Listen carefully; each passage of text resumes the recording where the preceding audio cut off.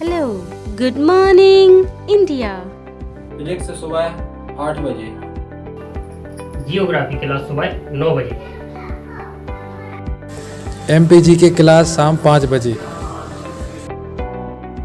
Static GK शाम 6 बजे। Reasoning class शाम 7 बजे। साइंस क्लास शाम 8 बजे। Sunday to Saturday back to back classes. Live from studio. तो आज ही बुंदेलखंड क्लासेस को सब्सक्राइब करें। हेलो दोस्तों, मैं देशराज बुंदेलखंड क्लासेस में आप सभी का हार्दिक स्वागत करता हूं। जैसा कि आपको पता है कि अपन ने कल क्या जो कुछ किया था, अपना पूरा कल का टॉपिक पूरा कंप्लीट हो गया। आज अपन न्यू टॉपिक करेंगे क्या, प्लेन्स ऑफ इंडिया, भारत के मैदानी भाग। अपन को आज नया टॉपिक कंप्लीट करना है, प्लेन्स ऑफ इंडिया, भारत के मैदानी भाग। देखिए, सबसे पहले तो आप समझिए कि भारत के मैदानी भाग क्या होते हैं। देखिए, भारत के मैदानी भाग धरातल पर पाए जाने वाले समतल या कौन से उपजाऊ, धरातल पर पाए जाने वाले समतल या उपजाऊ भूमि को ही क्या मैदानी भाग कहा जाता है। क्या कहा जाता है? धरातल पर पाए जाने वाले समतल या उपजाऊ भूमि को मैदानी भाग कहा जाता है। देखिए, मैदानी भाग कितने दो तरह के होते हैं। एक तो दो भागों में बटे हैं। कौन कौन से? एक तो मध्य मैदानी भाग और एक तटीय मैदानी भाग। देखिए, मध्य मैदानी भाग होते हैं जो किसके द्वारा, नदियों के अवसादों द्वारा, और तटीय मैदानी भाग होते हैं वो किसके अपरदन से बने, तरंगों के अपरदन से बनते हैं। देखिए, और साथ में क्या होता है, इसी के बाद आता है तटीय मैदानी भाग जो नदियों के अपरदन किसके द्वारा, तरंगों के अपरदन द्वारा बने होते हैं। देखिए, तटीय मैदानी भाग भी कितने दो तरह के, दो भागों में बांटे जाते हैं। कौन कौन से? एक तो हो गया आपका पश्चिमी मैदानी भाग, तटीय मैदानी भाग, और एक पूर्वी तटीय मैदानी भाग। ठीक, चलिए सबसे पहले अपन देखते हैं कि प्लेन्स ऑफ इंडिया क्या होते हैं, प्लेन्स क्या होते हैं, यानी मैदान क्या होते हैं। देखो क्या है जी, तो हो गया आपका भारत के मैदानी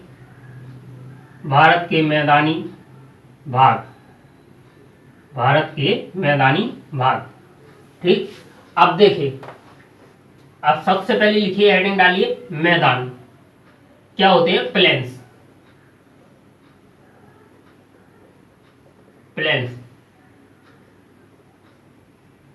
मैदान लिखो। इस पर लिखिए मैदान पर धरातल पर पाए जाने वाले समतल और उपजाऊ भूमि को मैदान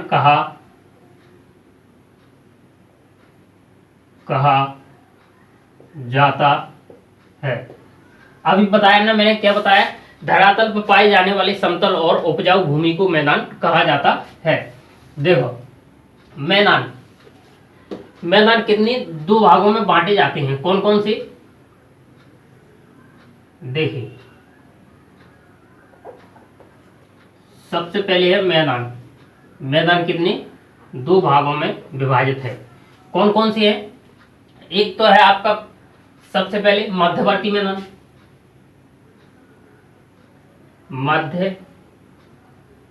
मध्यवर्ती मैदान जो हो गया आपके भारत के मध्यवर्ती मैदान, और इधर हो गया भारत के तटीय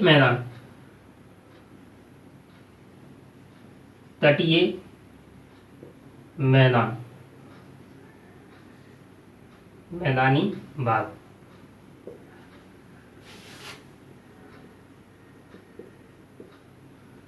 देखिए मध्यवर्ती मैदान किसके द्वारा?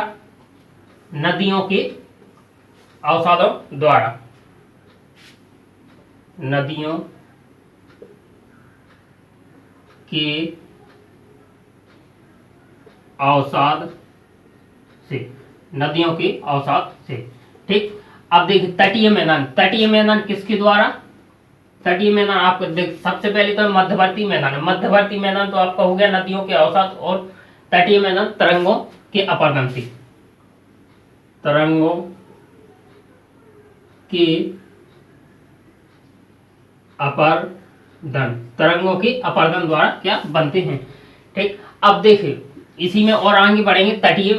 तटीय मैदानी भाग, तटीय मैदानी भाग कितने? 2 भागों में बांटे गए हैं। कौन कौन से? एक तो हो गया पूर्वी तटीय मैदान, और एक हो गया आपका पश्चिम तटीय मैदान। देखो अब आप समझिए एक बार। देखो सबसे पहले प्लेन्स ऑफ इंडिया, भारत के मैदानी भाग, आपका ये टॉपिक है। ठीक, आज का टॉपिक आपका है भारत के मैदानी भाग। मैदान क्या होते हैं? धरातल पर पाए जाने वाले समतल और उपजाऊ भूमि को मैदान कहा जाता है। मैदान कितने? 2 भागों में बांटे गए, 2 भागों में डिवाइड किए गए। एक तो मध्यवर्ती मैदान, एक तटीय मैदान। मध्यवर्ती मैदान नदियों के अवसाद से बनते हैं और तरंगों के अपरदन द्वारा। तटीय मैदान होते हैं वो किसके? तरंगों के अपरदन द्वारा। भारत तटीय मैदान है वो 2 भागों में फिर डिवाइड किए गए। कौन कौन से? एक तो आपका पूर्वी तटीय मैदान और एक पश्चिम तटीय मैदान। अब देखिए अपन आगे बढ़ते हैं। देखो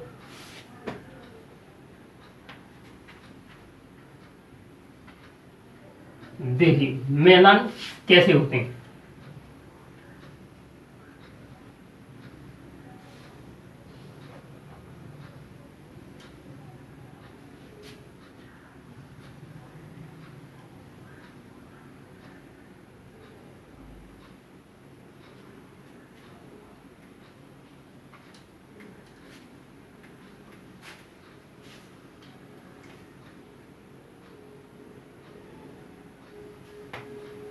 देखो मैदान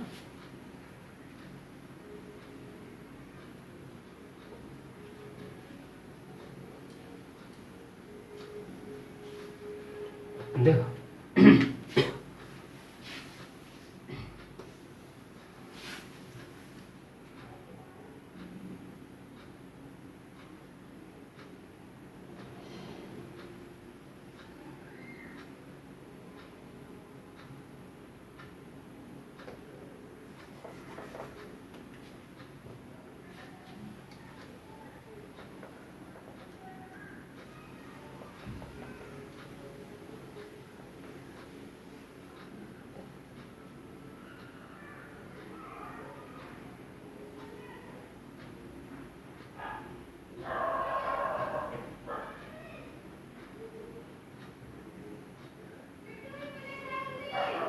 देखो क्या है यहाँ पर आपका एक ग्लेशियर पड़ता है। कौन सा?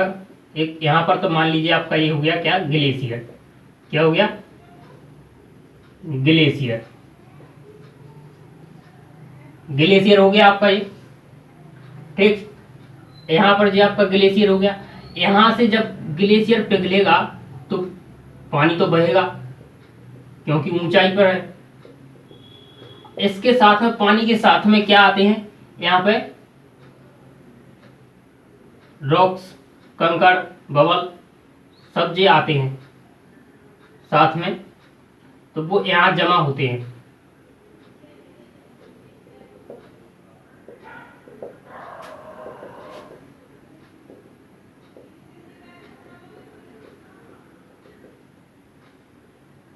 अब देखिए सबसे पहले ग्लेशियर पिघले, पानी नीचे आया, पानी के साथ में क्या? कंकड़, बबल्स, सब कुछ, रेत मिट्टी आती है, कंकड़ भी आते हैं, रॉक्स बड़े बड़े पत्थर भी आते हैं।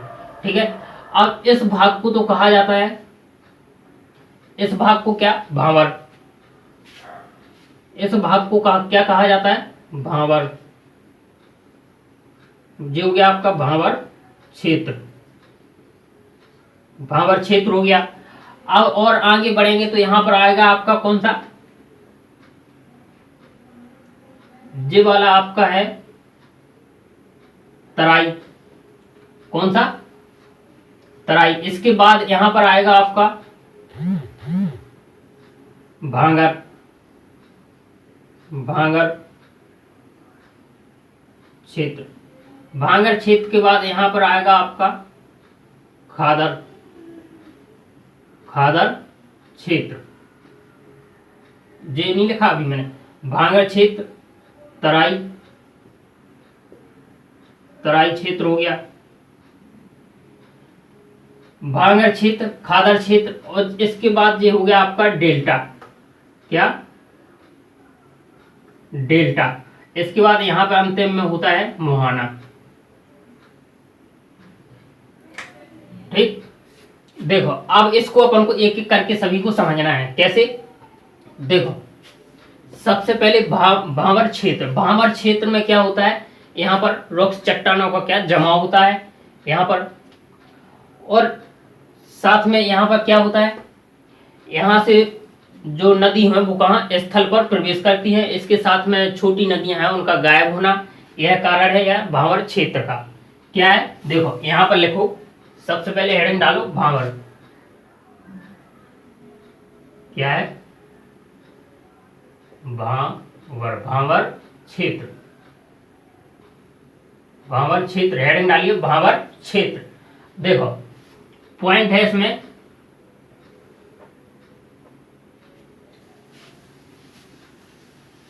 सबसे पहले इसका पॉइंट लिखिए, नदी, नदी,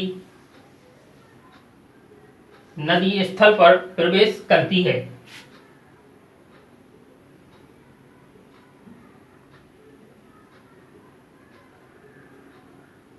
प्रवेश करती है। नदी कहां प्रवेश करती है? स्थल पर प्रवेश करती है। नेक्स्ट पॉइंट है आपका इसमें, इसमें जो छोटी नदियां होती हैं वो क्या होती हैं? उनका गायब होना। इसमें है छोटी नदियों का गायब होना। इसका एक ये भी कारण है, छोटी नदियों का गायब होना। यहां से पहले तो नदी कहाँ? स्थल पर प्रवेश करती है, और छोटी नदियों का गायब होना ये कारण है इसका। और नेक्स्ट कारण क्या है इसका? नेक्स्ट कारण है क्योंकि देखो यहां पर क्या? चट्टानों का जमा होता है। चट्टान का जमाव, चट्टानों का जमाव, चट्टानों का जमाव होता है। चट्टानों का जमाव होता है तो क्या ये खेती के लिए कैसी होगी? अच्छा होगा या नहीं होगा? तो कैसा होगा? अच्छा नहीं होगा। यह खेती के लिए अच्छा नहीं है। कैसा है? यह खेती के लिए कैसा है? अच्छा नहीं है। देखो समझ में आया? भांवर क्षेत्र, इसका कारण क्या है? भांवर क्षेत्र, यहाँ से क्या? नदी पहले तो धरा स्थल पर प्रवेश करती है, यहाँ से जो छोटी नदियां होती हैं वो गायब होती हैं, और इसके साथ में चट्टानों का क्या? यहाँ पर जमाव भी होता है। इसमें कहाँ? भांवर क्षेत्र में जो चट्टानें होती हैं उसका क्या? जमाव होता है। ठीक है, और यह खेती के लिए अच्छा नहीं है। अब नेक्स्ट है आपका, नेक्स्ट आएगा तराई क्षेत्र। कौन सा आएगा? नेक्स्ट लिखिए, तराई क्षेत्र। नेक्स्ट है आपका तराई क्षेत्र। तराई क्षेत्र में क्या होता है? जैसे यहाँ पर भांवर क्षेत्र, यहाँ तराई क्षेत्र में होता है पानी का क्या होता है? यहाँ पर ठहराव होता है। देखो लिखो, इसमें पॉइंट लिखो, यहाँ पर होता है पानी का ठहराव, ठहराव होता है। यहाँ क्या होता है? तराई क्षेत्र में पानी का ठहराव होता है। नेक्स्ट पॉइंट है इसका, और इसके साथ में जब पानी का ठहराव होता है तो यहाँ पर क्या होगा, अब बताइए, खुद आप समझदार हो, बताइए। जब यहाँ पर पानी का ठहराव होगा, जहाँ भी, जैसे आप समझिए, जैसे आपके यहाँ पर तालाब वगैरह कुछ भी हैं, वहाँ पर तालाब में एक जगह पानी भर जाता है तो वहाँ क्या, मच्छर भी फैलता है, पनपता है। मच्छर के साथ में क्या, बीमारी बढ़ती है। ऐसे यहाँ पर है, जब यहाँ पर पानी का ठहराव होता है तो यहाँ पर क्या होता है, मच्छर क्या होते हैं, अधिक होते हैं। जब मच्छर अधिक होते हैं तो बीमारियां कैसी होंगी, बीमारियां क्या होगी, अधिक होंगी। बीमारियां अधिक होंगी ना। और यह किसके लिए अच्छा है, केवल यह है, देखिए नेक्स्ट पॉइंट लिखिए इसमें, यह गन्ना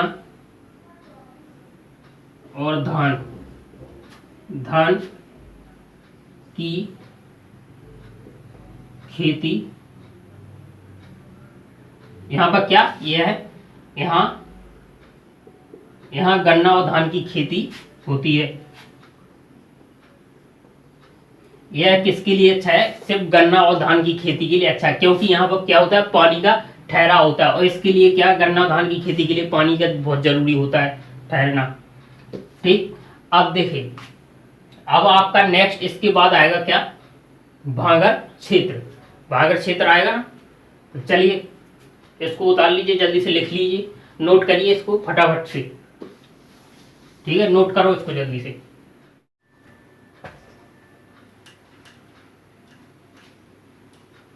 अब हेडिंग डालिए तराई क्षेत्र। तराई तो हो गया ना, भांगर क्षेत्र। हेडिंग डालू भांगर क्षेत्र।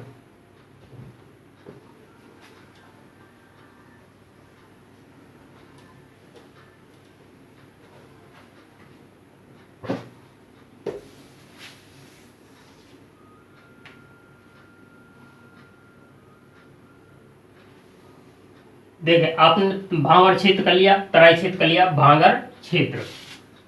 अब आएगा आपका भांगर क्षेत्र। देखो भांगर क्षेत्र में आप पॉइंट लिखिए,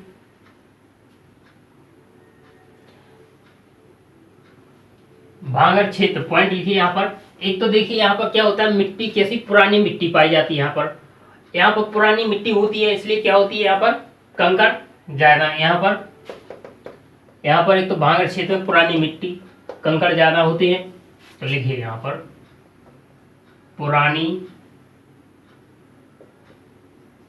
मिट्टी पाई जाती है। कहाँ पर, भांगर क्षेत्र में। यहाँ पर क्या होता है, कंकड़ ज्यादा, कंकड़ पाए जाते हैं। यहाँ पर देखो, कंकड़ पाए जाते हैं, कंकड़ पाए जाते हैं यहाँ पर। नेक्स्ट पॉइंट लिखिए, यहाँ पर नेक्स्ट पॉइंट, यहाँ पर जो देखिए, समझिए एक बार फिर से, भांगर क्षेत्र, यहाँ पर एक तो कैसी, पुरानी मिट्टी है। पहली बात तो यहाँ पर क्या, पुरानी मिट्टी है। पुरानी मिट्टी के साथ साथ यहाँ पर कंकड़ भी पाए जाते हैं। कंकड़ पाए जाते हैं तो आप खुद ही बताइए कि यहाँ पर उर्वरकता कैसी होगी, कम होगी या ज़्यादा होगी। कंकड़ पाए जाते हैं, पुरानी, एक तो ओल्ड मिट्टी, ओल्ड सॉइल, और एक ऊपर से क्या है, पुरानी मिट्टी है, और यहाँ पर कंकड़ भी है। तो आप समझिए, खुद अंदाज लगाइए कि यहाँ पर उर्वरकता होगी कैसी होगी, कम होगी।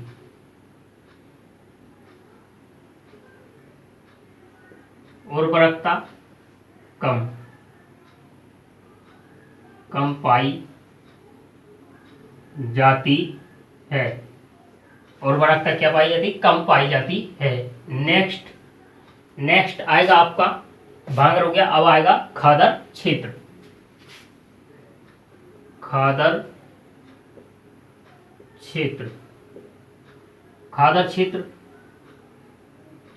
आप देखो, खादर क्षेत्र, यहाँ पर क्या, नई मिट्टी पाई जाती है। यहाँ पर कंकड़ नहीं पाए जाते हैं। देखो, यहाँ पर एक तो कैसी नई मिट्टी पाई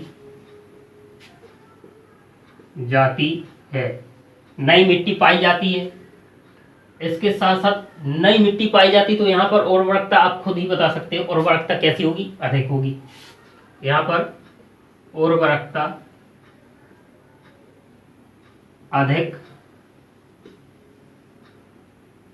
पाई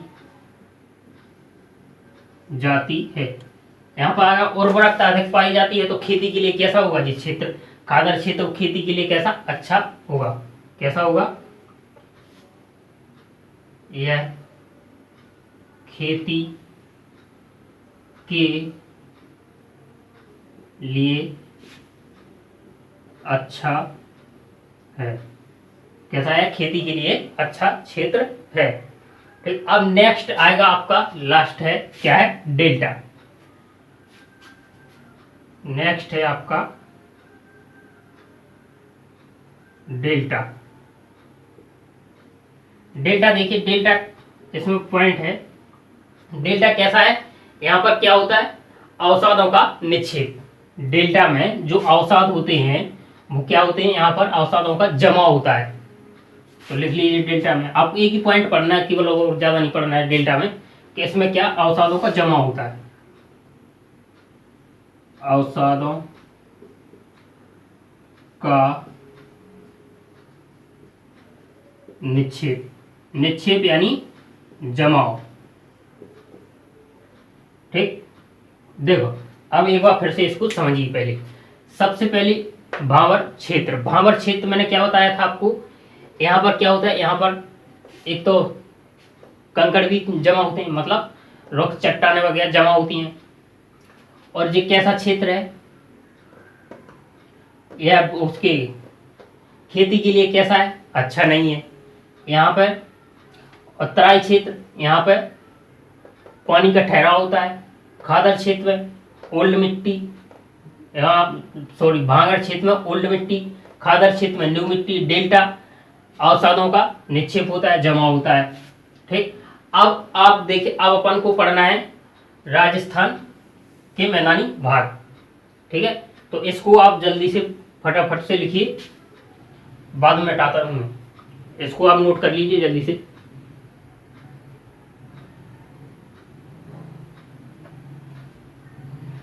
चलो कर लिया, नोट कर लिया, मिटा दूंगा वैसे। चलो इसको नोट करो जब तक मैं इसको मिटा रहा।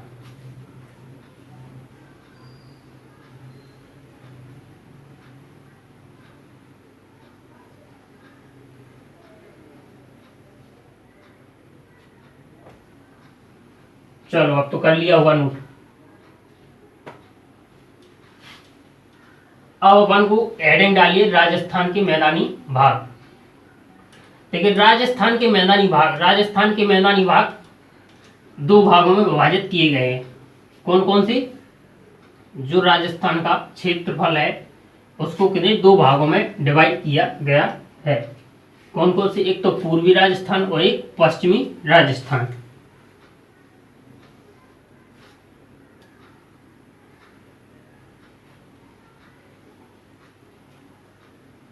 देखो चलो हेडिंग डालो, राजस्थान के मैदानी भाग।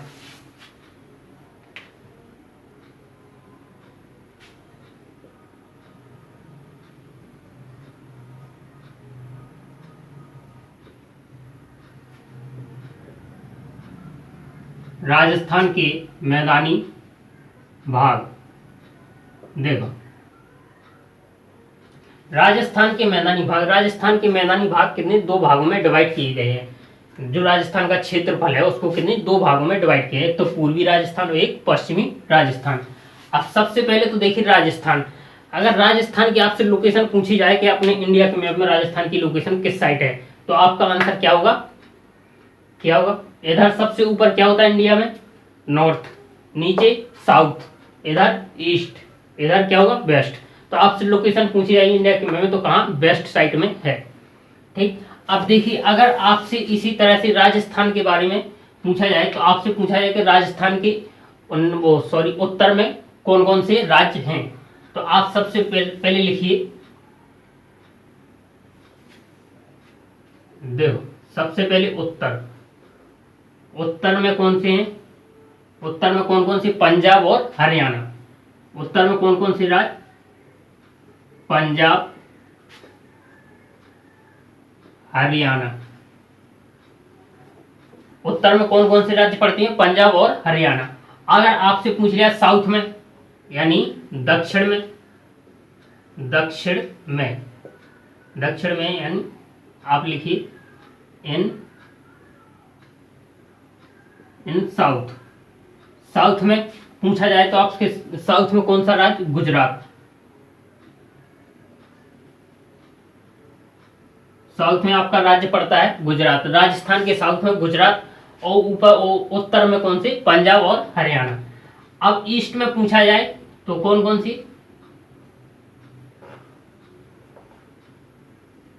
पूर्व में इन ईस्ट। ईस्ट में आपसे पूछा जाए तो ईस्ट में कौन कौन सी, यूपी और एमपी, यानी कि मध्य प्रदेश प्लस उत्तर प्रदेश।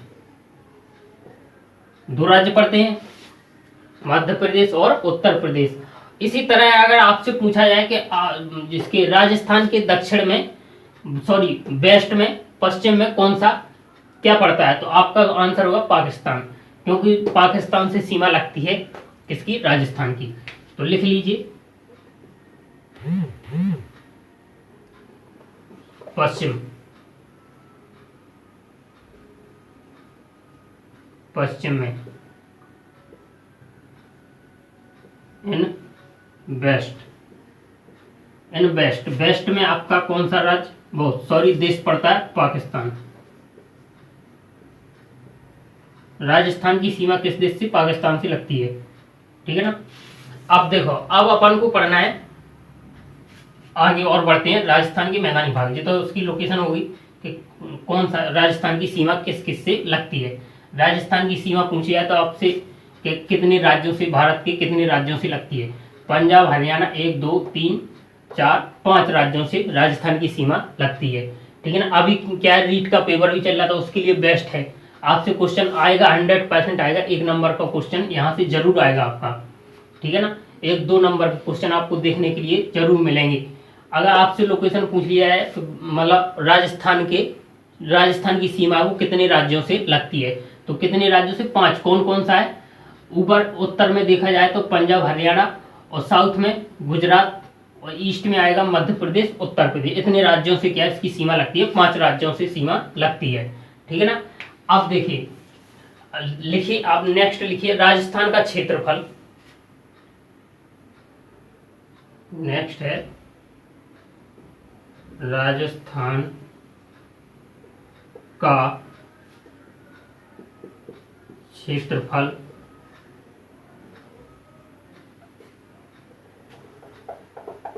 क्षेत्रफल 2 भागों में विभाजित, 2 भागों में विभाजित किया जाता है। कितने भागों में, 2 भागों में विभाजित किया जाता है। कौन कौन से, सबसे पहले आपका पूर्वी राजस्थान, और पश्चिम राजस्थान।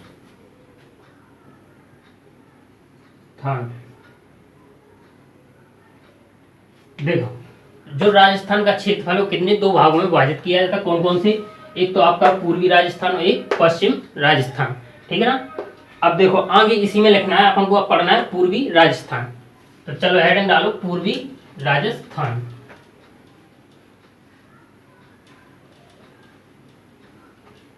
सबसे पहले हेडिंग डालिए पूर्वी राजस्थान।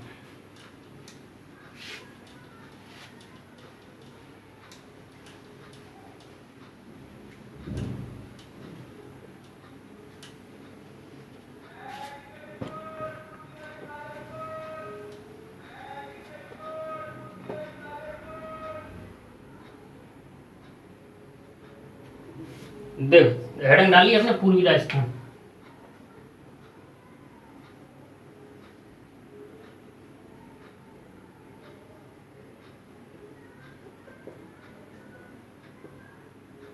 पूर्वी राजस्थान, देखो सबसे पहले तो यहाँ पर देखिए पूर्वी राजस्थान में रेनफॉल होती है, जो बारिश होती है, वर्षा होती है, कितनी होती है यहाँ पर रेनफॉल कितनी होती है 50 से 60 सेंटीमीटर।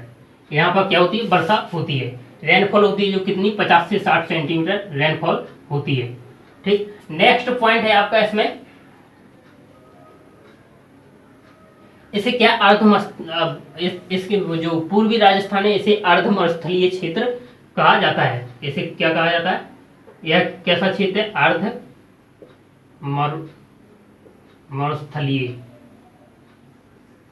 अर्धमरुस्थलीय क्षेत्र है। कैसा है यह अर्धमरुस्थलीय क्षेत्र है। और आगे आपसे पूछा जाए तो यहाँ पर क्या कैल्शियम भी पाया जाता है। क्या पाया जाता है यहाँ पर पूर्वी राजस्थान में कैल्शियम की मात्रा पाई जाती है।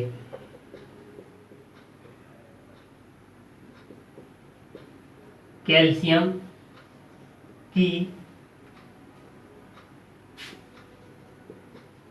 की मात्रा पाई जाती है।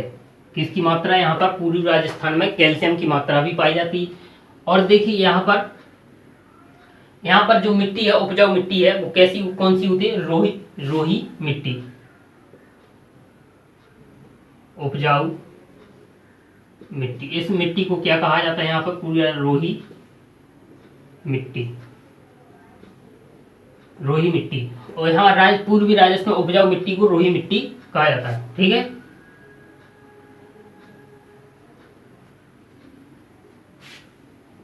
और आगे लिखिए इसमें, यहाँ पर अनाज की खेती क्या होती है ज्यादा होती है पूर्वी राजस्थान में, क्योंकि यहाँ पर क्या वर्षा अच्छी होती है, अच्छी खासी होती है 50 से 60 सेंटीमीटर, तो यहाँ पर खेती भी अच्छी होती है। कौन सी, यहाँ पर लिखिए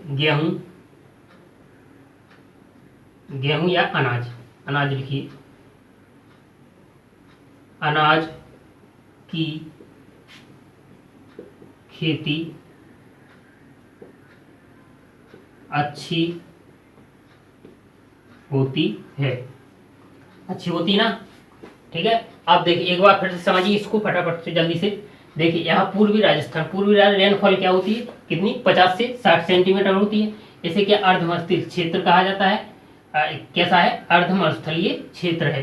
कैल्शियम की मात्रा पाई जाती है यहाँ पर। उपजाऊ मिट्टी को रोही मिट्टी कहा जाता है। यहाँ अनाज की खेती होती है। अब आइए आप नेक्स्ट पॉइंट है बी, पश्चिम राजस्थान। यहाँ पर लिखिए ऐसे यहाँ पर सबसे पहले तो रेनफॉल वर्षा कितनी होती है यहाँ पर 25 सेंटीमीटर से कम। कितनी 25 सेंटीमीटर से कम वर्षा होती है। यह कैसा क्षेत्र है मरुस्थलीय क्षेत्र है।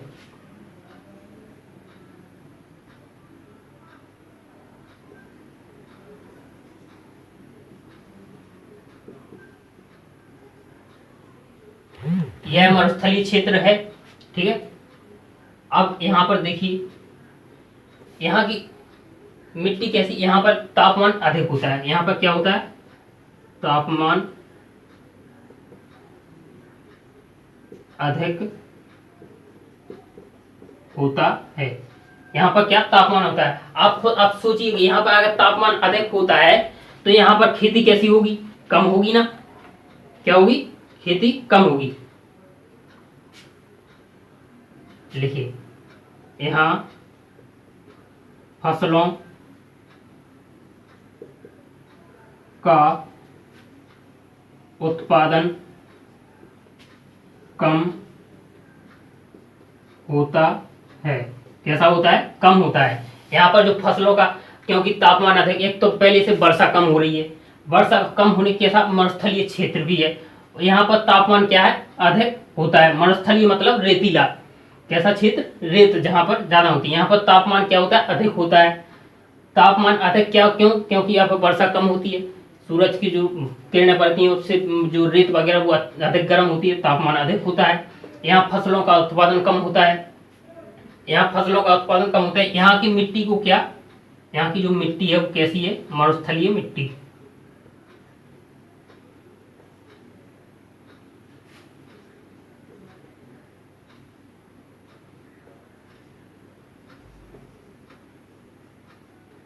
यहाँ की जो मिट्टी है कैसी, मरुस्थलीय है। ठीक, अब अपन इसके बाद नेक्स्ट पढ़ेंगे सिंधु नदी के मैदानी भाग। ठीक है, तो चलिए मिलते हैं इसके बाद नेक्स्ट। अब समझ में तो आ गया ना जी, समझ में तो आ गया, इसको आपको जल्दी से नोट करना है, ठीक है ना। चलिए तो अब मिलते हैं नेक्स्ट, अपन कल मिलेंगे, इसी को आगे बढ़ाएंगे और सिंधु नदी के मैदानी भाग पढ़ेंगे फिर।